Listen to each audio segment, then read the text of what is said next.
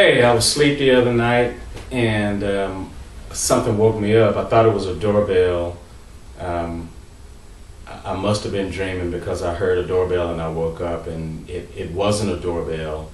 And so then once I got up and checked it out, I couldn't go back to sleep. So I had this thing stuck in my mind, this doorbell stuck in my mind, on top of listening to Larry Graham play play a passage on a YouTube video or something, because I look at a lot of YouTube, I look at a lot of instructional videos because I'm not formally trained on any of this stuff. So I learn by looking at other people and watching other people and taking what I need from them.